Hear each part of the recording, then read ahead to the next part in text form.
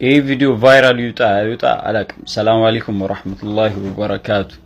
እንግዲህ አካውንቴ ዋርኒንግ ሰጥቶኛል። ቪዲዮ እየለቀቅኩ አይደለም፣ በአክሱም ዙሪያ ላይ በጻፍኩት ጽሁፍ ላይ ዋርኒንግ ሰጥቶኛል። እንዲሁም ደግሞ ፎሎወሮቼ በደንብ እየቀነሱ ነው። እኔ የሚያደረኳቸው ፎሎ ያደረኳቸውን እያነሳብኝ ነው። ቲክቶክ ምን እንደሆነ አላቅም። ዛሬ መጣሁት እናንተን ላስቸግር ነው። ከዚህ በፊት እንደዚህ አይነት ጽሁፍ አጋርቻችሁ ነበር፣ የእርዳታ ጥሪን በተመለከተ።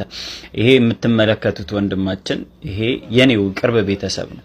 ይሄ ወንድማችንን ከእገታ ለማስዳን ከዚህ በፊት በጻፍኩት ጽሁፍ ላይ የተወሰነ እህት ወንድሞች የራሳቸውን አስተዋጽኦ ለማድረግ ሞክረዋል። እንዲሁም ደግሞ እኛም ከኪሳችን ቤተሰብ ውጪ ለምኖ እንግዲህ እናቱ ቤተክርስቲያን ድረስ በር ለሂዳ እስከመለመን ድረስ የደረሰችበት ጊዜያቶች ነበሩ።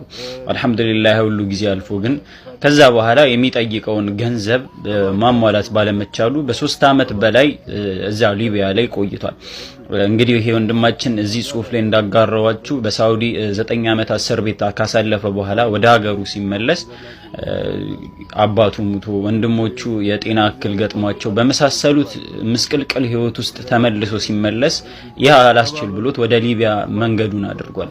ይህን ባደረገበት ወቅት ላይ በአጋቾች ለተጠየቀው ገንዘብም መክፈል ባለመቻል በጣም ቤተሰቡ መስዋዕትናቱ ሁሉም መስዋዕት እስከ መክፈል ድረስ ደርሷል። እኔም እናንተ ፊት እስከ መቅረብ ድረስ ማለት ነው። አሁንም ይሄ እናንተ ፊት የቀረብኩት የመጠየቅ ሞራል ኑሮኝ አይደለም። እንደዚህ አይነት ሞራል ኑሮኝ የማያውቅም። በዚህ ቀደም በቲክቶክ ላይ በዚህ አይነት ሁኔታ መጥቼ አላውቅም። እንግዲህ ይሄንን ቪዲዮ እንድሰራ የሚያደርገኝ እናቱ ተማጽኖ ነው።